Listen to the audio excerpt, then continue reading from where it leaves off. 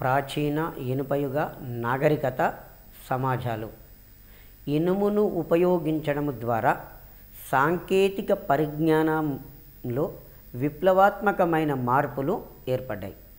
దాని ఫలితంగా ప్రజల సామాజిక రాజకీయ జీవితంలో విప్లవాత్మకమైన మార్పులు సంభవించినవి. మానవుడు ఎప్పుడైతే ఇనుమును ఉపయోగించడం నేర్చుకున్నాడో దాని వలన ప్రజల యొక్క సామాజిక రాజకీయ జీవితాలలో మార్పులు అనేవి వచ్చినవి. ఇనుమును నాగళ్ళు, ఆయుధాలు, పనిముట్లు తయారు చేసుకోవడానికి ఉపయోగించారు. ఇనుముతో ఏం తయారు చేశారు? నాగళ్లను తయారు చేశారు, ఆయుధాలను తయారు చేశారు, పనిముట్లను తయారు చేసుకున్నారు. సో ఇది ఇనుము యొక్క ఉపయోగం. ఈ ఇనుమును ఉపయోగించడం వలన గ్రామీణ జీవనముతో పాటు నగర జీవనము ప్రారంభమైంది. ఇనుమును ఉపయోగించి వ్యవసాయ రంగంలో, ఆయుధ రంగంలో, పనిముట్ల రంగంలో ఉపయోగించడం వల్ల ఏమైంది? మానవుని యొక్క జీవన పరిణామ దశలు మార్పులు సంభవించినవి. ఇందులో గ్రామీణ జీవనముతో పాటుగా మానవ నగర జీవనము కూడా ప్రారంభమైంది. వస్తు మార్పిడితో పాటు ద్రవ్య పద్ధతి అమలులోకి వచ్చింది. వస్తు మార్పిడితో పాటు ద్రవ్య పద్ధతి కూడా అమలులోకి రావడం అనేది జరిగింది.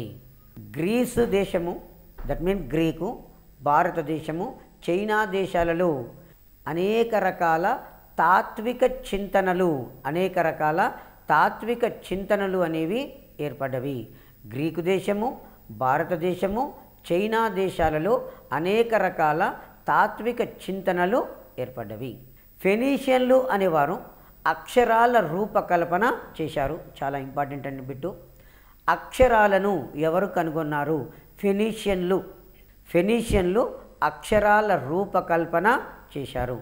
దీని ద్వారా హిబ్రూ భాష, అరబిక్ భాష, భారతీయ భాషలు అభివృద్ధి చెందినవి. అక్షరాలను ఎవరు కనుగొన్నారు? ఫెనీషియన్లు అనేవాళ్ళు అక్షరాలను కనుగొన్నారు.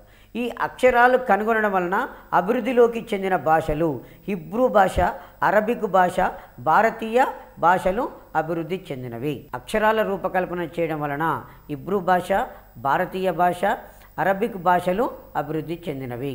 మానవ జీవితము ఆర్థిక పరిణామాల చేత ప్రభావితమై ఉంటుంది. మానవ జీవితం అనేది ఆర్థిక పరిణామాల చేత ప్రభావితమై ఉంటుంది. చైనా దేశంలో భూస్వామ్య వ్యవస్థ, భారతదేశంలో మైదాన ప్రాంతంలోనేమో రాజరిక ప్రభుత్వాలు, పర్వత ప్రాంతాలలో గణరాజ్యాలు అనేవి ఏర్పడ్డవి. గణరాజ్యాలు అంటే దేశాధ్యక్షులు ఎన్నుకున్నట్లయితేనే దాన్ని గణరాజ్యాలు అంటాం. వంశపారంపర్యంగా వచ్చినట్లయితేనేమో రాచరిక ప్రభుత్వాలు అని చెప్పేస్తాం. ఎందుకంటే భారతదేశం యొక్క ఉత్తర మైదాన ప్రాంతంలో 16 రాజ్యాలు ఉన్నవి. ఈ 16 రాజ్యాలు 14 రాజ్యాలు వంశ పారంపర్య ప్రభుత్వాలను ఏర్పాటు చేసుకుంటే 2 రాజ్యాలు గణతంత్ర ప్రభుత్వాలను ఏర్పాటు చేసుకోవడం అనేది జరిగింది. గ్రీస్, ఫెనీషియా, హెబ్రూస్కస్ రాజ్యాలలో ప్రజాప్రతినిధులతో కూడిన గణతంత్ర రాజ్యాలు ఉన్నవి. గ్రీకు దేశంలో, ఫెనీషియా దేశంలో, ఎబ్రూస్కన్ రాజ్య దేశాలలో ప్రజాప్రతినిధులతో కూడిన గణరాజ్యాలు ఉన్నవి. భారతదేశంలో ఈ కాలంలో వర్ణ వ్యవస్థ ఏర్పడింది. భారతదేశంలో వర్ణ వ్యవస్థ ఏర్పాటు గురించి ఋగ్వేదంలో చెప్పబడింది. ఋగ్వేద కాలంలో వర్ణ వ్యవస్థ ఏర్పడింది. మలివేద కాలంలో వర్ణ వ్యవస్థ కఠినత్వము అయింది. ఇక్కడ ఈ ఇనుప నాగరికతలు అయితే ఇనుప యుగం కనుగొన్న నాగరికత భారతదేశంలో మలివేద కాలపు నాగరికత. సో ఈ కాలంలో వర్ణ వ్యవస్థ అనేది కఠినస్థము అవుతుంది. సో మరి ప్రాచీన ఇనుపయుగ సమాజాల కాలంలో భారతదేశంలో వర్ణ వ్యవస్థ ఏర్పడింది. కాంస్య యుగము నాటి ప్రకృతి శక్తుల పూజ ఈ కాలంలో కూడా కొనసాగింది. కాంస్యయుగంలో ప్రజలు ప్రకృతి శక్తులను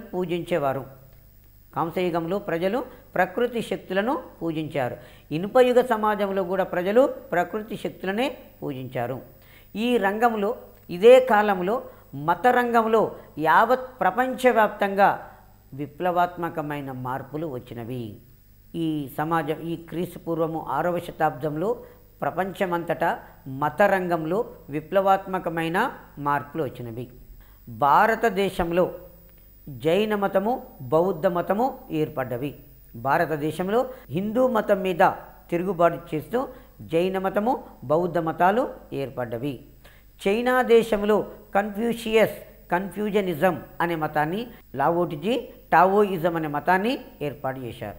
పర్షియా దేశంలో జొరాస్టనిజం అనే మతము ఏర్పడింది.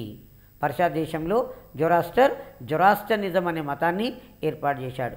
గ్రీకు దేశంలో సోక్రటీస్ ఈ మత రంగంలో మార్పు తీసుకొచ్చారు. ప్రపంచవ్యాప్తంగా క్రీస్తుపూర్వము 6వ శతాబ్దంలో మత రంగంలో మార్పులు వచ్చినవి. భారతదేశంలో హైందవ మతం మీద తిరుగుబాటు చేస్తూ క్షత్రియులైన వర్ధమాన మహావీరుడు జైన మతాన్ని, గౌతమ బుద్ధుడు బౌద్ధ మతాలను స్థాపించాడు. అలాగే చైనా దేశంలో 2 నూతన మతాలు ఏర్పడ్డవి. చైనా దేశంలో 2 నూతన మతాలు ఏర్పడ్డవి. ఒకటి కన్ఫ్యూజనిజం అనే మతాన్ని, లావోటిజీ టావోయిజం అనే మతాన్ని ఏర్పాటు చేశాడు. పర్షియా దేశంలో జొరాస్టర్ అనే వ్యక్తి జొరాస్టనిజం అనే మతాన్ని ఏర్పాటు చేశాడు. తర్వాత గ్రీకు దేశంలో సోక్రటీస్ విప్లవాత్మకమైన మార్పును తీసుకొని రావడం అనేది జరిగింది. సో ఈ టైంలో ప్రాచీన ఇనుపయుగ నాగరికత కాలంలో కొన్ని సామ్రాజ్యాలు, కొన్ని నాగరికతలు ఏర్పడ్డవి. నాగరికత అంటే నగరముపై సాంకేతిక పరిజ్ఞానాభివృద్ధి, కొన్ని సమాజాలు సాధించినటువంటి ప్రగతి చెప్తాము. మరి ప్రాచీన చైనా నాగరికత. చైనా దేశము ఆసియా ఖండానికి తూర్పున గల పెద్ద దేశము. చైనా దేశము ఆసియా ఖండానికి తూర్పున గల పెద్ద దేశము. చైనాలో పెద్ద నది హోయాంగ్హో నది. చైనా దేశంలో పెద్ద నది హోయాంగ్హో నది. హోయాంగ్హో నది తీరాన ఏర్పడిన నాగరికతనే చైనా నాగరికత. ప్రాచీన నాగరికతలన్నీ కూడా నదీలోయ ప్రాంతాలలోనే ఏర్పడ్డవి. అందులో భాగమే చైనా దేశంలో ఉన్న పెద్ద నది పేరు హోయాంగ్హో నది. ఆ హోయాంగ్హో నది తీరాన ఏర్పడిన నాగరికతే హోయాంగ్హో నది నాగరికత. హోయాంగ్హో నాగరికత అంటున్నాం. అదే ప్రాచీన చైనా నాగరికత. హోయాంగ్హో నదికి మరొక పేరు ఏంటంటే ఎల్లో రివరు అంటున్నాం. తర్వాత దీనిని చైనా దుఃఖదాయిని అని పిలుస్తారు. ఎల్లో రివర్ను లేదు హోయాంగ్హో నదిని చైనా దుఃఖదాయిని అంటారు. ఎందుకు చైనా దుఃఖదాయిని అంటామంటే ఈ నదికి ప్రతి సంవత్సరము వరదలు వస్తాయి. ప్రతి సంవత్సరము వరదలు వచ్చి తన దిశను మార్చుకుంటుంది. ఆ వరదలలో చైనా దేశం యొక్క ప్రజల యొక్క ఆస్తి కావచ్చు, జంతు సంపద కావచ్చు, మనుషులు కావచ్చు, అందులో కొట్టుకొని పోయి మరణించడం అనేది జరుగుతుంటుంది. సో కాబట్టి ఈ హోయాంగ్హో నది ప్రతి సంవత్సరం వరదలు సంభవించి చైనా దేశ ప్రజలకు జనపరంగా ఆస్తిపరంగా నష్టాన్ని కలిగించింది. కాబట్టి చైనా దుఃఖదాయిని అని పిలిచారు. ఆ తర్వాత చైనా దేశంలో మొట్టమొదట ఏర్పడిన నాగరికత షాంగు నాగరికత. చైనా దేశంలో మొట్టమొదట ఏర్పడిన నాగరికత షాంగు నాగరికత. ఈ నాగరికత క్రీస్తు పూర్వము 1850 సంవత్సరంలో ఏర్పడింది. క్రీస్తు పూర్వము 1850 సంవత్సరంలో ఏర్పడింది. ఈ నాగరికతలో ప్రజలు కంచు లోహాలను ఉపయోగించారు. మొట్టమొదటిసారిగా షాంగు నాగరికత ప్రజలు కంచు లోహము అనే దానిని ఉపయోగించారు. షాంగు నాగరికత తర్వాత చౌ రాజ్యము ఏర్పడింది. చైనా దేశంలో మొట్టమొదట ఏర్పడిన నాగరికత షాంగు నాగరికత. షాంగు నాగరికత వచ్చిన తర్వాత ఏర్పడిన నాగరికత చౌ నాగరికత. ఈ చౌ రాజ్యానికి రాజధాని కున్ నగరము. చౌ రాజ్యానికి రాజధాని కున్ నగరము. చౌ రాజ్యాన్ని పరిపాలించిన చౌ రాజవంశస్థులు కేంద్రీకృత ప్రభుత్వాన్ని ఏర్పాటు చేశారు. ఒక సుస్థిరమైన ప్రభుత్వాన్ని ఏర్పాటు చేశారు. చైనా దేశంలో మొదటిసారిగా సుస్థిరమైన కేంద్ర ప్రభుత్వాన్ని చౌ వంశపు రాజులు ఏర్పాటు చేశారు. ఈ కాలంలో చైనా సంస్కృతి తూర్పున పసిఫిక్ మహాసముద్రం వరకు, దక్షిణాన యాంగ్సీ నది వరకు విస్తరించింది. కున్ వంశపు రాజులు ఆ నాగరికతను అభివృద్ధి చేయడం వలన చైనా నాగరికత అనేది తూర్పు వైపున పసిఫిక్ మహాసముద్రం వరకు, దక్షిణాన యాంగ్సీ నది వరకు ఇది విస్తరించింది. ఆ తర్వాత చింగ్ వంశస్థుల పాలనా కాలంలో చైనా దేశమందు సమైక్యమైన వ్యవస్థీకృతమైన రాజ్యం ఏర్పడింది. చింగ్ వంశస్థుల పాలనా కాలంలో చైనా దేశమునందు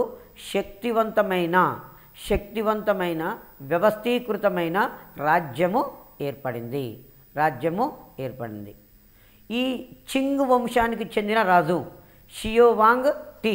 చింగ్ వంశానికి చెందిన రాజు షియోవాంగ్ టీ. ఇతను చైనా గొప్ప గోడను నిర్మించాడు. చైనా గొప్ప గోడ, దానిని the great wall of China మహాకుడ్యమఠం. ఇది చాలాసార్లు కాంపిటేటివ్ ఎగ్జామ్లు జీకే లెవెల్లో అడుగుతున్నటువంటి క్వశ్చను.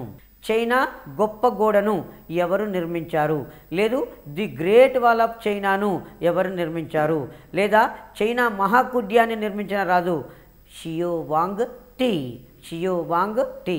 ఉత్తరం వైపున, చైనా దేశం యొక్క ఉత్తరం వైపున ఈ గోడను నిర్మించారు. ఎందుకు అంటే షియోవాంగ్ టీ అనే రాజు పరిపాలించేటప్పుడు హూనులనే ఒక అనాగరికమైన తెగ రాజ్యం మీద దాడి చేసి రాజ్యానికి ఆర్థికంగా ఇబ్బంది కలిగించడంతో పాటు రాజ్యాల మీద పడి ప్రజలను కూడా చంపడం అనేది జరిగింది. ప్రభుత్వం ఒక సుస్థిరత లేకుండా చేస్తున్నది. కాబట్టి ఆ అనాగరికమైన తెగల దాడులను అరికట్టడానికే చైనా మహాకుడ్యాన్ని నిర్మించడం అనేది జరిగింది. ఈ కుడ్యం యొక్క పొడవు 2400 కిలోమీటర్లు. ఈ కుడ్యాన్ని రాతితోటి మట్టితోటి నిర్మించారు. చైనా గొప్ప గోడను రాతితోటి మట్టితోటి కట్టించడం అనేది జరిగింది. అక్కడక్కడ రక్షక భటులు కూర్చోవటానికి దాని చుట్టుపక్కన ఒక ఏర్పాట్లు చేయడం అనేది జరిగింది. ఎందుకంటే రక్షక భటుల పైన కూర్చొని వస్తున్నటువంటి శత్రువులను అబ్జర్వ్ చేయడానికి. ఆ తర్వాత చింగ్ వంశం తర్వాత చైనా దేశాన్ని పరిపాలించిన రాజవంశము హంగ్ వంశము. ఈ హంగ్ వంశపు రాజుల కాలంలో చైనా రాజ్యము పశ్చిమ రాజ్యాలకు విస్తరించింది. హంగ్ వంశపు రాజుల కాలంలో చింగ్ వంశపు రాజుల కాలంలోనేమో తూర్పున పసిఫిక్ మహాసముద్రం వరకు, దక్షిణాన యాంగ్సీ నది వరకు. అట్లాగే హంగ్ వంశపు రాజుల కాలంలో పశ్చిమ రాజ్యాలకు ఇది విస్తరించింది. కాబట్టి భారతీయ పాశ్చాత్య నాగరికతలతోటి పరిచయం ఏర్పడింది. ఈ రాజ్యము హంగ్ వంశస్థుల కాలంలో చైనా రాజ్యము పశ్చిమ వైపు విస్తరించింది. అలా పశ్చిమ వైపు విస్తరించడం వలన భారతదేశంతో పాశ్చాత్య నాగరికతలతోటి, భారతీయ నాగరికతతోటి పాశ్చాత్య నాగరికతలతోటి దీనికి పరిచయము ఏర్పడింది. ప్రాచీన చైనీయుల ముఖ్య వృత్తి వ్యవసాయము. ఇది డిఎస్సిలో స్కూల్ అసిస్టెంట్లో అడిగాడు. ప్రాచీన చైనీయుల ముఖ్య వృత్తి వ్యవసాయం. ఆ తర్వాత మొక్కజొన్న, గోధుమ ముఖ్య పంటలు. ఏం పంటలు పండించేవారు? మొక్కజొన్నను, గోధుమను పండించారు. ప్రజల ముఖ్య వృత్తి ఏంటి? వ్యవసాయము. దాంతోపాటుగా గొర్రెలను, పందులను, కుక్కలను మచ్చిక చేసుకున్నారు. ప్రాచీన చైనా ప్రజలు మచ్చిక చేసుకున్న జంతువులు గొర్రెలు, పందులు, కుక్కలు. గొర్రెలు, పందులు, కుక్కలను మచ్చిక చేసుకోవడం అనేది జరిగింది. ఆ తర్వాత ఏనుగులను, గుర్రాలను యుద్ధాలకై ఉపయోగించేవారు. యుద్ధం చేయాలంటే ప్రధానంగా అశ్విక దళాన్ని, గజ దళాన్ని ఉపయోగిస్తారు. యుద్ధాలు చేయాలంటే ప్రధానమైనది అశ్విక దళము, గజ దళము. కాబట్టి వీళ్ళు ఏం చేశారు అంటే ఏనుగులను పోషించారు, గుర్రాలను కూడా పెంచారు. వీటిని దేనికి ఉపయోగించుకున్నారంటే యుద్ధాలు చేయటానికి. యుద్ధాలలో ఏనుగులను, గుర్రాలను ఉపయోగించారు. తర్వాత పట్టు పురుగులను పెంచారు. తర్వాత ఏం చేశారు? పట్టు పురుగులను పెంచి సిల్క్ పరిశ్రమను అభివృద్ధి చేశారు. ప్రాచీన చైనీయులు పట్టు పురుగులను పెంచి సిల్క్ పరిశ్రమను అభివృద్ధి చేశారు. తర్వాత అందమైన మట్టి పాత్రలు, పింగాణీ పాత్రలు చేసి వాటిపై అద్భుతమైన చిత్రాలు వేసేవారు. ప్రాచీన చైనీయులు మట్టి పాత్రలను తయారు చేసేవాళ్ళు, పింగాణితోటి పాత్రలను తయారు చేసేవాళ్ళు. వాటి మీద అద్భుతమైనటువంటి చిత్రాలను గీసేవారు. జేడ్ అనే ప్రత్యేక శిల నుండి శృతులను పలికించేవారు. దీన్ని మైండ్లో పెట్టుకోండి. జేడ్ అనేది ఒక ప్రత్యేకమైన శిల. జేడ్ అనేది ఒక ప్రత్యేకమైన శిల. దీని నుండి ఏం చేసేవాళ్ళు? శృతులను పలికించేవారు. రేఖాగణితపు నమూనాలలో గల చిత్రాలలో అద్దాలను బిగించేవారట. ఇది కూడా ఒక కళగా చెప్పుకుంటాం. రేఖాగణితపు నమూనాలలో గల చిత్రాలలో అద్దాలను బిగించేవారు. రేఖాగణితపు నమూనాలలో గల చిత్రాలలో అద్దాలు బిగించేవారు. ఇది వారికి ఒక ప్రత్యేకమైన కళగా ఉండింది. జేడ్ అనే ప్రత్యేక శిల నుండి శృతులు పలికించేవారు. శృతులు అంటే రాగాలు. అలాగే గ్రీకు దేశము బాక్ట్రియాలతోటి సంబంధాలు ఏర్పాటు చేసుకున్నారు. వర్తక సంబంధాలను ఏర్పాటు చేసుకున్నారు గ్రీకు దేశము బాక్ట్రియా దేశంతో. సో కాబట్టి వీళ్లకు ద్రాక్ష సారాయము మీద నమ్మకము ఏర్పడింది. ద్రాక్ష సారాయిని తీసుకోవడము ప్రారంభించారు. ఏ దేశాలతో సంబంధాలు ఏర్పడిన తర్వాత? గ్రీకు దేశము బాక్ట్రియా దేశాలతోటి సంబంధాలు ఏర్పడిన తర్వాత వీరు ద్రాక్ష సారాయిని తీసుకున్నారు. ప్రజల్లో అధిక సంఖ్యాకులు వ్యవసాయదారులు. ఈ చైనా దేశంలో ఒక సంస్కృతి ఏముండేది అంటే యుద్ధ ఖైదీలు ఉండేవాళ్ళు. ఆ యుద్ధ ఖైదీలను బానిసలుగా చేసేవాళ్ళు. ఒక రాజు పోయి వేరే రాజ్యం మీద యుద్ధం చేసినప్పుడు ఆ రాజు ఓడిపోయినప్పుడు వారి యొక్క సైనికులను బానిసలుగా తీసుకొచ్చేవాళ్ళు. వారికి జీతం ఇవ్వకుండా కేవలం ఆహారాన్ని మాత్రమే ఇచ్చి వారితోటి పని చేయించుకునేది. ఏ విధమైనటువంటి జీతాన్ని ఇవ్వకుండా కేవలము ఆహారాన్ని మాత్రమే ఇచ్చి పని చేయించుకుని వాళ్ళకు ఎలాంటి హక్కులు లేకుండా ఉండేది. వారిని మనం ఏమంటామంటే బానిసలు అని చెప్పుకోవడం అనేది జరిగింది. తర్వాత వీరి కాలంలో సైనికులకు సంఘములో పలుకుబడి ఉండేది. చైనా దేశంలో సైనికులకు సంఘములో పలుకుబడి బాగా ఉండేదట. సమాజంలో పలుకుబడి ఎవరికి ఉండేదంటే సైనికులకు ఉండేది. ప్రకృతి శక్తులతో పాటు పితృదేవతలను పూజించేవారు. పితృదేవత ఆరాధన ఏ దేశంలో ఉంది? చైనా దేశంలో ఉన్నది. పితృదేవత ఆరాధన ఏ దేశంలో ఉన్నది? చైనా దేశంలో ఉన్నది. అదే చనిపోయిన పూర్వీకులను పోషించడం. ఆ తర్వాత చైనా దేశంలో భవిష్యత్తుని చెప్పే జ్యోతిష్కులకు బాగా పలుకుబడి ఉండేది. ఉండేది. ఈ చైనా దేశంలో 2 నూతన మతాలు ఏర్పడ్డవి. ఒకటి టావోయిజము, రెండవది కన్ఫ్యూజనిజం.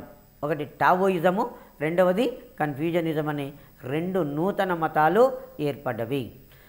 అందులో ఒకటి టావోయిజం మతం. లావో టిజీ అను వ్యక్తి టావోయిజం అనే నూతన మతాన్ని స్థాపించాడు. చైనా దేశంలో లావో టిజీ టావోయిజం అనే మతాన్ని స్థాపించాడు. ఈ మతము నిరాడంబర జీవితాన్ని, నిస్వార్థ దృక్పథాన్ని బోధిస్తుంది. టావోయిజం అనే మతము నిరాడంబరమైన జీవితాన్ని, నిస్వార్థ దృక్పథాన్ని బోధిస్తుంది. లావో టిజీ క్రీస్తు పూర్వము 604 సంవత్సరంలో జన్మించాడు. చో నో చి కింగ్ అనే గ్రంథం రాశాడు. లావో టిజీ చో నో చి కింగ్ అనే గ్రంథం రాశాడు. ఈ గ్రంథము టావోయిజం అనే మతం గురించి తెలియజేస్తుంది. ఇది 2000 సంవత్సరంలో స్కూల్ అసిస్టెంట్లో అడిగినటువంటి బిట్టు. చో నో చి కింగ్ ప్రీవియస్ డిఎస్సి ఎగ్జామ్లో చో నో చి కింగ్ అనే గ్రంథము ఏ మతం గురించి తెలియజేస్తుంది? టావోయిజం అనే మతం గురించి తెలియజేస్తుంది. టావోయిజం యొక్క మత సిద్ధాంతాలు ఏ గ్రంథములో ఉన్నవి? చో నో చి కింగ్ అనే గ్రంథంలో ఉన్నవి. ఆ తర్వాత చైనా దేశంలో ఏర్పడిన మరో గొప్ప మతం ఏంటంటే కన్ఫ్యూషియస్ అనే మతము. కన్ఫ్యూజనిజం అనే మతాన్ని కన్ఫ్యూజనిజం అనే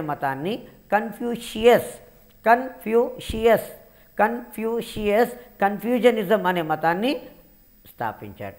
ఇతడు క్రీస్తు పూర్వము 551-479 సంవత్సరాల మధ్యకాలంలో జీవించాడు. కన్ఫ్యూషియస్ క్రీస్తు పూర్వము 551-479 సంవత్సరాల మధ్యకాలంలో జీవించాడు. ఈ కన్ఫ్యూషియస్ గౌతమ బుద్ధునికి, వర్ధమాన మహావీరునికి సమకాలికుడు. క్వశ్చన్ ఇలా రావడానికి కూడా ఆస్కారం ఉంటుంది. గౌతమ బుద్ధునికి, వర్ధమాన మహావీరునికి సమకాలికుడైన చైనా మత ప్రవక్త ఎవరు? కన్ఫ్యూషియస్ భారతదేశంలో గౌతమ బుద్ధునికి, వర్ధమాన మహావీరునకు సమకాలికుడు.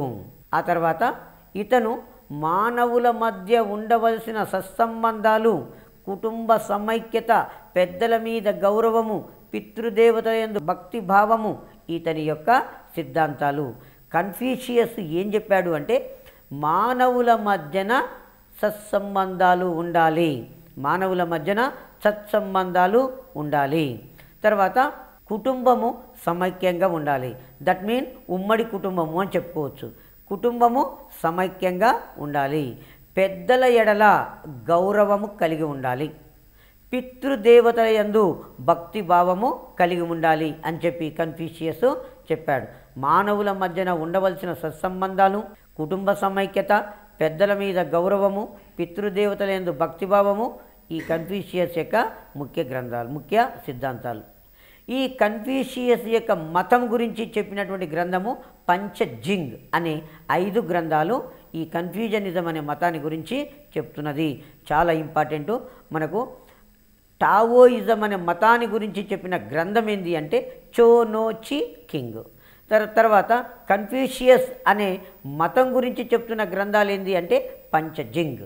పంచజింగ్ అనే 5 గ్రంథాలు, పంచజింగ్ అనే 5 గ్రంథాలు ఈ మతాన్ని గురించి తెలియచేస్తున్నవి. కన్ఫ్యూషియస్ సమాజ అభివృద్ధి కోరడం అనేది జరిగింది. లావోటిజీ వ్యక్తికి సముద్రణ కోరతాడు. లావోటిజీ వ్యక్తి సముద్రణ కోరితే కన్ఫ్యూషియస్ అనేట ఆయన సమాజాభివృద్ధిని కోరాడు. బౌద్ధ మతము చైనా దేశంలో ప్రవేశించింది. కాబట్టి ఈ 2 నూతన మతాలు క్షీణించడము ప్రారంభించడం అనేది జరిగింది. చైనా దేశంలో చిత్రలిపి అభివృద్ధి చెందింది. ఇది కూడా గతంలో డిఎస్ ఎగ్జామ్లో అడిగినటువంటి బిట్టే. చైనా దేశంలో ఉన్న లిపి చిత్రలిపి, అదే బొమ్మల లిపి అంటున్నాం. సింధు నాగరికత కాలం నాటి లిపి బొమ్మల లిపి లేదా చిత్రలిపి. రంగులు వేసే నిపుణత చైనీయుల ప్రత్యేక కళ. చైనీయుల యొక్క ప్రత్యేకమైనటువంటి కళ ఏంటంటే రంగులు వేసే నిపుణత. రంగులు వేసే నిపుణత వీరి ప్రత్యేక కళ. చిన్ రాజులు లిపిని సంస్కరించి అక్షరాల సంఖ్యను తగ్గించారు. చిన్ రాజులు లిపిని సంస్కరించి అక్షరాల సంఖ్యను తగ్గించారు. చైనా దేశంలో లిపి బొమ్మల లిపి. మరి అక్షరాలను కుదించి అక్షరాలకు ఒక రూపాన్ని తీసుకొచ్చిన వారు ఎవరు? చిన్ వంశపు రాజులు. చిన్ వంశపు రాజులు ఈ అక్షరాలను ఒక రూపాన్ని తీసుకొని రావడం వలన, లిపి అనేది స్పష్టంగా రావడం వలన చైనా ఏకీకరణకు మార్గం ఏర్పడింది. ఎప్పుడైతే లిపికి ఒక స్పష్టత రూపత వచ్చిందో దానివలన చైనా దేశ ఏకీకరణకు మార్గమము సుగమముగా కావడం అనేది జరిగింది. చైనా దేశంలో మొట్టమొదటిసారిగా ఎముకలను వ్రాత సాధనాలుగా వాడేవారు. చైనా దేశంలో మొట్టమొదటిసారిగా వ్రాత సాధనం ఏది? ఎముకలు. ఆ తర్వాత కుంచెలను వ్రాత సాధనాలుగా వాడేవారు. కుంచె మీన్ బ్రష్లు. ఆ తర్వాత కుంచెలను వ్రాత సాధనాలుగా ఉపయోగించారు. మరి వీళ్ళు లిపి రాసేవాళ్ళు బొమ్మల రూపంలో. దేని మీద రాసేవారు అంటే మొదట సిల్క్ బట్ట మీద రాసేవారు. మొదట సిల్క్ బట్ట మీద రాశారు.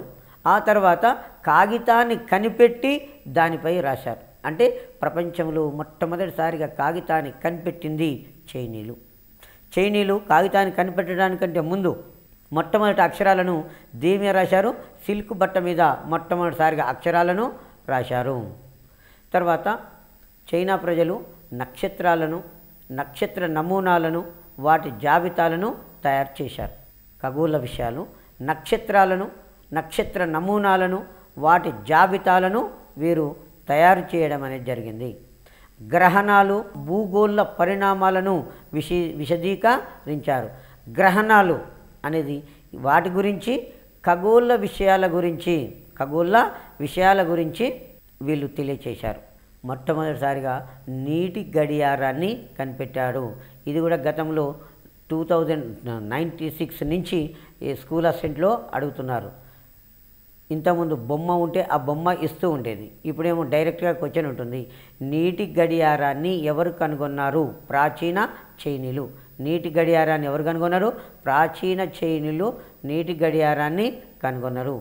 మళ్ళీ చైనీయులు దేశపటాన్ని, రాష్ట్రపటాలను కూడా తయారు చేశారు.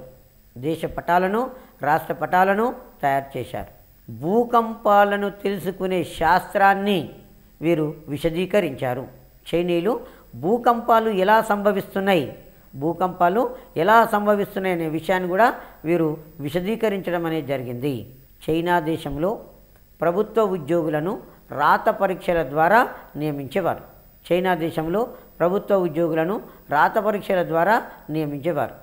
ఈ పద్ధతిని మాండరీనులు అనేవాళ్ళు.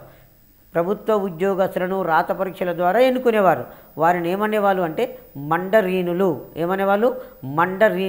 అని పిలిచేవారు. మండరీనులు అంటే ఎవరంటే ఉద్యోగులు, ప్రభుత్వ ఉద్యోగులు. చైనా దేశంలో ప్రభుత్వ ఉద్యోగులను ఏమంటాము? మండరీనులు అని పిలుస్తాం. చైనా దేశంలో ప్రభుత్వ ఉద్యోగులను ఏమంటాము? మండరీనులు అని చెప్పుకోవడం అనేది జరుగుతుంటుంది. సో మరి ప్రాచీన ఇనుపయుగ నాగరికత సమాజాలలో చైనా నాగరికత అనేది ఒకటి. ఈ చైనా దేశము ఆసియా ఖండం యొక్క తూర్పు వైపున ఉన్నది. చైనా దేశంలో ఉన్న పెద్ద నది పేరు హోయాంగ్హో నది. ఈ హోయాంగ్హో నదికి ప్రతి సంవత్సరం వరదలు వచ్చి ప్రాణ నష్టము ఆస్తి నష్టము జరుగుతుంది. సో కాబట్టి హోయాంగ్హో నదిని ఏమన్నారంటే చైనా దుఃఖదాయిని అన్నారు. హోయాంగ్హో నదిని ఏమన్నారు? చైనా దుఃఖదాయిని అని చెప్పుకోవడం జరిగింది. చైనా దేశంలో 2 తాత్విక చింతనలు ఏర్పడ్డవి. ఒకటి లావోటిజీ అనే అతను టావోయిజం అనే మతాన్ని, కన్ఫ్యూషియస్ అనే అతను కన్ఫ్యూజనిజం అనే మతాన్ని, 2 నూతన మతాలను స్థాపించారు. కన్ఫ్యూజనిజం అనే మతాన్ని, లావోటిజీ టావోయిజం అనే మతాన్ని స్థాపించారు. కన్ఫ్యూషియస్ మొత్తం టోటల్గా సమాజం అభివృద్ధి చెందాలి అంటే, లావోటిజీ వ్యక్తి సముద్రనే గొప్ప అని చెప్తాడు. వ్యక్తి సముద్రనే గొప్ప అని చెప్పుకోవడం అనేది జరిగింది. ప్రాచీన చైనీయుల ముఖ్య వృత్తి వ్యవసాయము చెప్పుకుంటాము. ప్రాచీన చైనాలో చిత్రలిపి అభివృద్ధి చెందింది. తర్వాత చిన్ వంశప్రాజులు మొదటిసారిగా చిన్ వంశప్రాజులు అక్షరాలను సంస్కరించి దానికి ఒక చక్కని రూపాన్ని ఏర్పాటు చేయడం అనేది జరిగింది. చైనా దేశంలో అక్షరాల సంఖ్యను ఒక స్పష్టత ఏర్పాటు చేసింది ఎవరంటే చిన్ వంశపు రాజులు. మరి చైనా దేశంలో మనం 2 నూతన మతాలు అన్నాం కదా. ఆ 2 నూతన మతాలు, ఒకటి టావోయిజం, రెండవది కన్ఫ్యూజనిజం. లావోటిజీ అనే వ్యక్తి టావోయిజం అనే మతాన్ని స్థాపించాడు. టావోయిజం యొక్క ముఖ్య గ్రంథం ఏంటంటే చోనోచి కింగు. మరి దీంతో పాటుగా కన్ఫ్యూజనిజం మతం యొక్క ముఖ్య గ్రంథం ఏంటంటే పంచజింగ్ అనే 5 గ్రంథాలు ఆ మతాన్ని గురించి మనకు తెలియజేయడం అనేది జరుగుతుంది. తర్వాత చైనా దేశంలో జేడ్ అనే ప్రత్యేక శిలల నుండి అక్షరాలను పలికించడం అనేది జరిగింది. వీరి కాలంలో బాక్ట్రియాతోటి తర్వాత గ్రీకు దేశంతో సంబంధాలను ఏర్పాటు చేసుకున్నారు. బాక్ట్రియా దేశంతో గ్రీకు దేశంతో. దీనివల్లనే వర్తక వాణిజ్యాలు అనేవి బాగా అభివృద్ధి చేసుకోవడం అనేది జరిగింది. ఈ చైనా నాగరికత అనేది ఆసియా ఖండం యొక్క తూర్పు వైపున ఉన్నటువంటి నాగరికత. ఆసియా ఖండంలో తూర్పు వైపున ఉన్న నాగరికత. ముఖ్య జంతువులు, వీళ్ళు చైనీయులు ఏర్పాటు చేసుకున్న ముఖ్య జంతువులు ఏంటంటే గొర్రెలు, పందులు, కుక్కలను, జంతువులను మచ్చిక చేసుకోవడం అనేది జరిగింది. తర్వాత చైనా దేశం అనగానే మనకు గుర్తుకొచ్చేది చైనా గొప్ప గోడ, దాన్ని the great wall of China అంటాం. దానిని చిన్ వంశప్రాజు చియోవాంగుటి అనేట ఆయన దాన్ని ఏర్పాటు చేయడం అనేది జరిగింది. చైనా దేశంలో భవిష్యత్తు చెప్పే జ్యోతిష్కులకు బాగా పలుకుబడి ఉండేదట. యుద్ధ వీరులకు కూడా సమాజంలో గొప్ప పలుకుబడి అనేది ఉండింది. అతను నీటి గడియారాన్ని చైనీయులు గ్రహణాలు, భూగోళ పరిణామాలను విశదీకరించారు. నక్షత్రాలను, నక్షత్ర నమూనాలను, వాటి జాబితాలను తయారు చేశారు. గ్రహణాలు, భూగోళ పరిణామాలను విశదీకరించారు. నీటి గడియారాన్ని కనిపెట్టారు. దేని కనిపెట్టారు? నీటి గడియారాన్ని కనిపెట్టారు. దేశ పటాలను, రాష్ట్ర పటాలను తయారు చేశారు. భూకంపాలను తెలుసుకునే శాస్త్రాన్ని తెలియజేశారు. భూకంపాలను విశదీకరించే శాస్త్రాన్ని ప్రాచీన చైనీయుల కాలంలో కనుగొన్నారు. ప్రాచీన చైనీయుల కాలంలో ప్రభుత్వ ఉద్యోగస్తులను రాత పరీక్షల ద్వారా నియమించేవారు. ఈ పద్ధతిని మాండరీనులు, ఈ పద్ధతిని ఏమంటాము? మాండరీనులు అని చెప్పుకోవడం అనేది జరిగింది. సో ప్రాచీన చైనా నాగరికత ప్రపంచంలో ఉన్న నాగరికతలలో ఒకటి. దాని తరంతరము మరో ఆసియా ఖండంలో మరో ప్రముఖమైన ప్రాచీన నాగరికత పర్షియన్ నాగరికత. పర్షియా దేశాన్ని ప్రస్తుతము ఇరాన్ దేశం అని పిలుస్తున్నాం. పర్షియా దేశాన్ని ప్రస్తుతం ఏమంటున్నాము? ఇరాన్ అని పిలవడం అనేది జరుగుతుంది. క్రీస్తు పూర్వము 1400 సంవత్సరంలో క్రీస్తుపూర్వము 1400 సంవత్సరములు ఇండో యూరోపియన్ భాషలు మాట్లాడే తెగలు ఇండో యూరోపియన్ భాషలు మాట్లాడే తెగలు ఇరాన్లో ప్రవేశించి అచ్చటి ప్రాచీన నాగరికతలకు పునాదులు వేశారు. పర్షియా దేశంలోకి మొట్టమొదటిగా పోయి ఇండోనేషియన్ భాషలు ఇండో యూరోపియన్ భాష, ఇండోనేషియన్ కాదండి, అది తప్పు. ఇండో యూరోపియన్ భాషలు మాట్లాడే ప్రజలు ఇండో యూరోపియన్ భాషలు మాట్లాడే ప్రజలు క్రీస్తుపూర్వం 1400 సంవత్సరంలో ఇరాన్ దేశంలో ప్రవేశించి అక్కడ స్థిరపడి ఆ దేశ నాగరికతలకు వీరు పునాదులు వేయడం అనేది జరిగింది. క్రీస్తుపూర్వము 6వ శతాబ్దం వరకు అకామనీడు సామ్రాజ్యము పర్షియా దేశాన్ని పరిపాలించింది. పర్షియా దేశాన్ని పరిపాలించిన గొప్ప సామ్రాజ్యము అకామనిడ్ సామ్రాజ్యం. ఏ సామ్రాజ్యము? అకామనిడ్ సామ్రాజ్యము. ఈ అకామనిడ్ రాజ్యాన్ని ఎవరు స్థాపించారు? పర్షియన్లు స్థాపించారు. క్రీస్తు పూర్వము 6వ శతాబ్దంలో వీళ్ళు రాజ్యాన్ని స్థాపిస్తే 6వ శతాబ్దం వరకు కొనసాగింది. ఈ అకామనిడ్ సామ్రాజ్యాన్ని పరిపాలించిన గొప్ప రాజు మొదటి డేరియస్. అకామనిడ్ సామ్రాజ్యాన్ని పరిపాలించిన మొట్టమొదటి రాజు ఎవరు? మొదటి డేరియస్. మొట్టమొదటి రాజు ఎవరండి? మొదటి డేరియస్. మొదటి డేరియస్ పెర్సోపోలిస్ నగరాన్ని నిర్మించాడు. పెర్సోపోలిస్ అనే నగరాన్ని నిర్మించి దానిని తన రాజధానిగా చేసుకున్నాడు. మొదటి డేరియస్ అనే రాజు పెర్సోపోలిస్ అనే నగరాన్ని నిర్మించి ఇరానియన్ కళలకు జీవం పోశాడు. ఈ మొదటి డేరియస్ యొక్క శాసనం సూసా నగరంలో బయటపడింది. సూసా నగరంలో బయటపడింది. ఈ పర్షియా దేశాన్ని 3వ డేరియస్ అనే రాజు పరిపాలించేటప్పుడు గ్రీకు వీరుడు అలెగ్జాండర్ ఇతని రాజ్యం మీద దాడి చేసి 3వ డేరియస్ను చంపి పర్షియా దేశాన్ని ఆక్రమించాడు. పర్షియా దేశాన్ని ఎవరు ఆక్రమించారు? అలెగ్జాండరు ఆక్రమించాడు. ఎవరి కాలంలో అలెగ్జాండరు దీన్ని ఆక్రమించాడు అంటే 3వ డేరియస్ కాలంలో.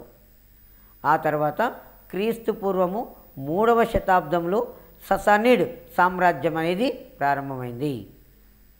పర్షియా దేశంలో మొదట ఏర్పడిన రాజ్యము ఈ మొదటి డేరియస్ కాలంలో స్థాపించబడిన రాజ్యం. ఆ తర్వాత క్రీస్తు పూర్వం 3వ శతాబ్దంలో ససానిడ్ సామ్రాజ్యము ప్రారంభమయ్యి క్రీస్తకం 5వ శతాబ్దం వరకు కొనసాగింది. అకామనిడ్ సామ్రాజ్యము మరియు ససానిడ్ సామ్రాజ్యాలు ఇవి పర్షియా దేశాన్ని పరిపాలించిన రాజవంశాలు. ససానిడ్ సామ్రాజ్యము రోమ్ బైజాంటియన్ యుద్ధాల వలన హూనుల దండయాత్రల వలన అంతరించింది. రోమ్ సామ్రాజ్యానికి బైజాంటియన్ సామ్రాజ్యాలకు మధ్యన యుద్ధం జరిగింది.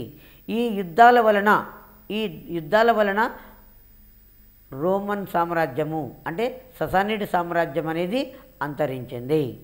ఆ తర్వాత క్రీస్తు శకము 651 సంవత్సరంలో ఇస్లాం మతస్థులైనటువంటి అరబ్బులు ఇరాన్ దేశాన్ని ఆక్రమించుకున్నారు. ఇరాన్ దేశాన్ని క్రీస్తు శకం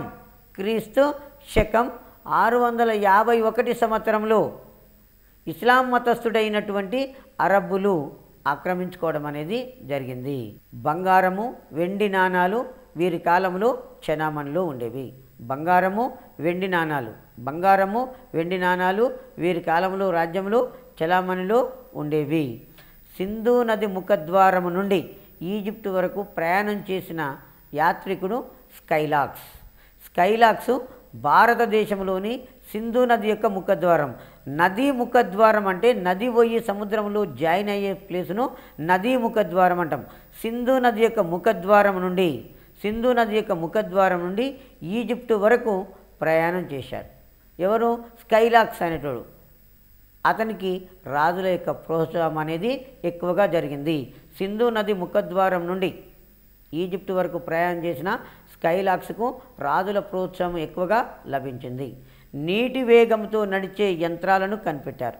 ప్రాచీన పర్షియన్లు నీటి వేగముతో నడిచే యంత్రాలను కనిపెట్టారు. నీటి వేగంతో నడిచే యంత్రాలను ప్రాచీన చైనీయులు కనిపెట్టారు. పట్టు పురుగులను పెంచారు. సిల్క్ పరిశ్రమను అభివృద్ధి చేశారు. పట్టు పురుగులను పెంచి సిల్క్ పరిశ్రమను అభివృద్ధి చేశారు. అలాగే పర్షియా దేశంలో జొరాస్టర్ అనేవాడు దేవుడు ఒక్కడే అనే సిద్ధాంతాన్ని ప్రవేశపెట్టిండు జొరాస్టర్ యొక్క మతాన్ని జొరాస్ట్రనిజం అనే మతాన్ని ప్రవేశపెట్టాడు. ఈ జొరాస్ట్రియన్ల మతమే ప్రాచీన ఇరానియన్ల మతంగా ఏర్పడింది. జొరాస్ట్రియన్ మతము ప్రాచీన ఇరానియన్ల మతంగా ఏర్పడింది. జొరాస్టర్ క్రీస్తు పూర్వము 7వ శతాబ్దంలో జెండావెస్తా గ్రంథములో తన సిద్ధాంతాలను రూపొందించాడు. జెండావెస్తా ప్రాచీన సారస్వతములో ప్రముఖమైన గ్రంథము. ప్రాచీన సారస్వతములో ముఖ్య గ్రంథము అవెస్తా. ఏ అవెస్తా? జెండావెస్తా అనేది ఏంటిది? జొరాస్ట్రియన్ యొక్క బోధనలు. జెండావెస్తా గ్రంథములు అహుర మజ్దా అంటే మంచి దేవుడు. ఇది కూడా మనకి ఎగ్జాంపుల్ అడుగుతారండి. అహుర మజ్దా అంటే ఏ దేవుడు? మంచి దేవుడు. అహరమన్ అంటే రాక్షస ప్రవృత్తి.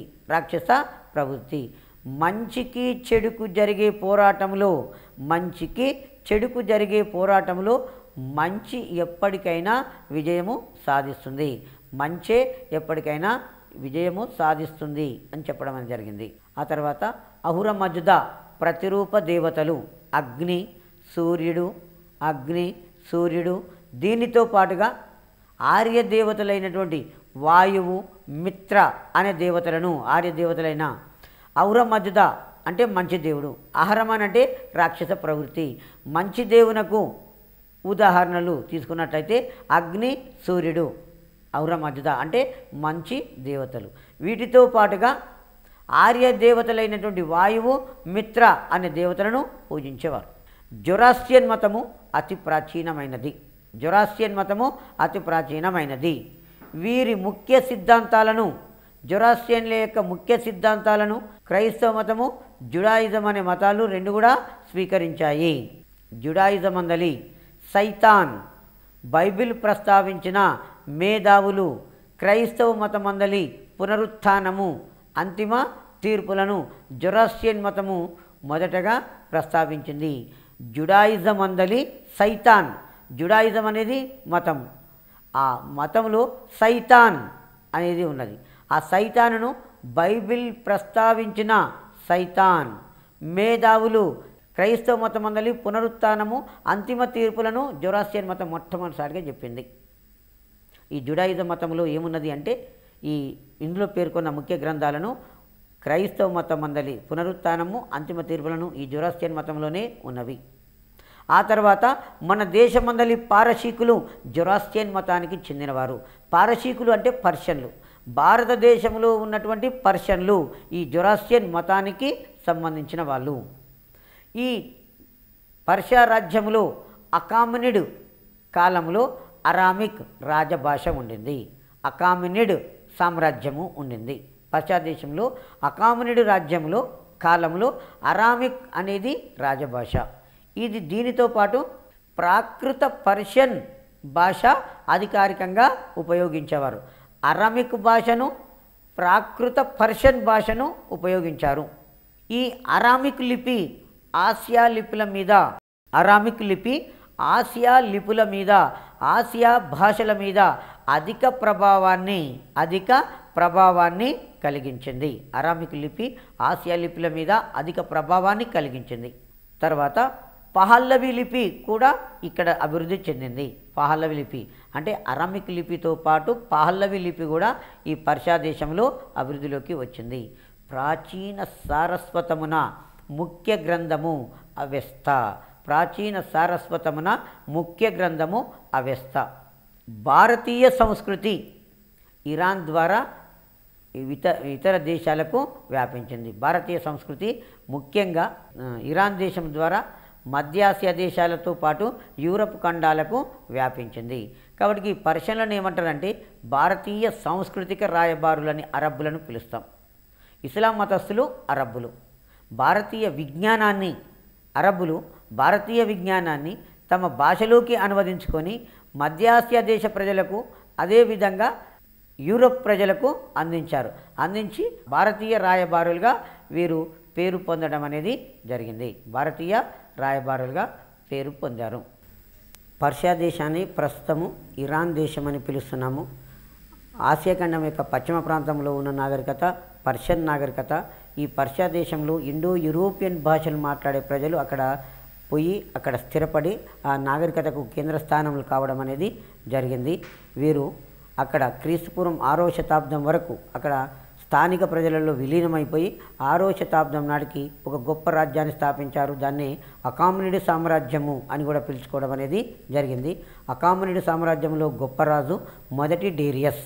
అకామనిడ్ రాజ్యంలో గొప్పవాడు మొదటి డేరియస్ అని చెప్పొచ్చు. ఇతను మొదటి డేరియస్ పెర్సోపోలిస్ అనే నగరాన్ని నిర్మించి ప్రాచీన ఇరానియన్ కళలకు జీవం పోశాడు. తర్వాత ఈ అకామనిడ్ సామ్రాజ్యాన్ని 3వ డేరియస్ పరిపాలించేటప్పుడు అలెగ్జాండరు అనేవాడు ఇతని రాజ్యం మీద దాడి చేసి అలెగ్జాండర్ 3వ డేరియస్ను ఓడించి పర్షియా సామ్రాజ్యాన్ని అంతం చేయడం అనేది జరిగింది. ఆ తర్వాత క్రీస్తుపూర్వము 3వ శతాబ్దంలో ససానిడ్ సామ్రాజ్యము ప్రారంభమయ్యి క్రీస్తు శకము 5వ శతాబ్దం వరకు ఈ నాగరికత కొనసాగింది.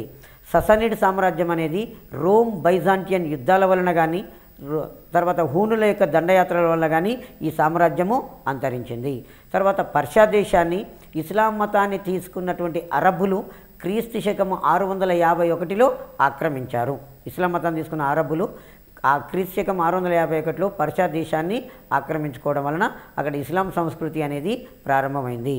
ఇక్కడ బంగారు వెండి నాణాలు అనేవి పర్షియా దేశంలో చలామణిలో ఉండేవి. సింధు నది యొక్క ముఖద్వారం నుండి చాలా ఇంపార్టెంటు. సింధు నది యొక్క ముఖద్వారం నుండి పర్షియా సింధు శాఖ వరకు సముద్రం మీద ప్రయాణం చేసింది స్కైలాక్స్ అనే వ్యక్తి. ఆ స్కైలాక్స్కు రాజుల యొక్క ప్రోత్సాహం అనేది లభించింది.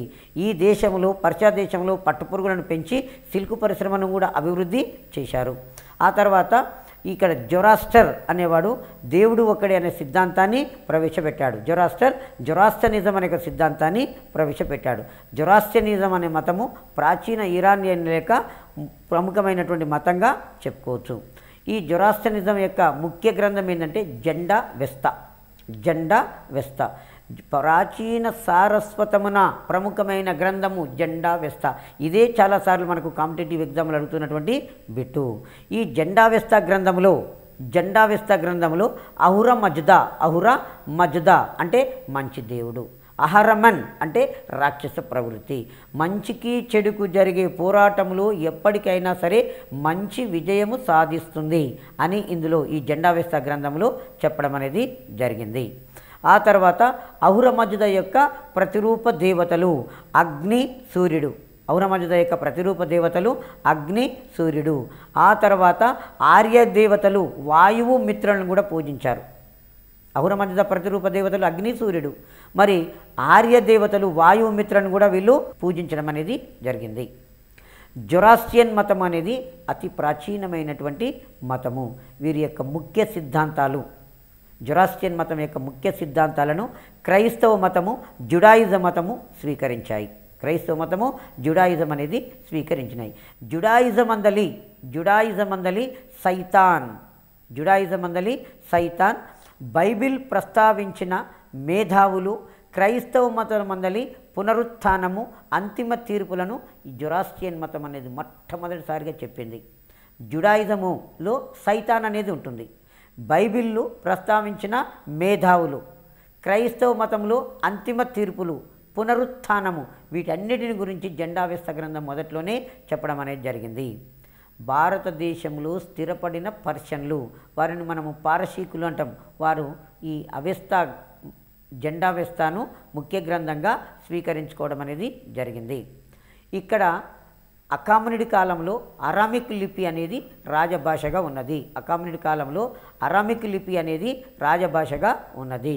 ఇక్కడ పహల్లవి లిపి కూడా అభివృద్ధిలోకి వచ్చింది. ప్రాచీన సారస్వతమైన ముఖ్య గ్రంథము అవెస్త.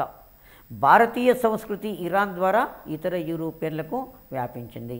అరబ్బులు ఇస్లాం మతాన్ని తీసుకొని భారతదేశానికి వచ్చి భారతీయ విద్యా వైజ్ఞానిక గ్రంథాలను వారి భాషలోకి మార్చుకొని యూరప్ దేశస్తులకు అందించి భారతీయ సాంస్కృతిక రాయబారులు అని వీరు పేరు పొందడం అనేది జరిగింది.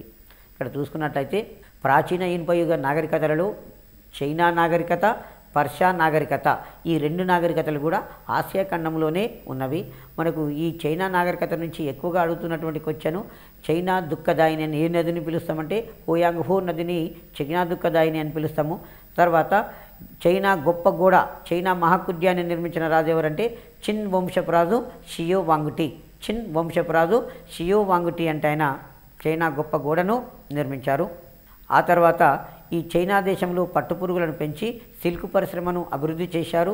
ప్రాచీన చైనీయుల ముఖ్య వృత్తి ఏంది అంటే వ్యవసాయము. తర్వాత ప్రాచీన చైనాలో ప్రభుత్వ ఉద్యోగస్తులను రాత పరీక్షల ద్వారా నియమించేవారు. వారిని మాండరీనులు అని చెప్పి పిలుచుకోవడం అనేది జరిగింది.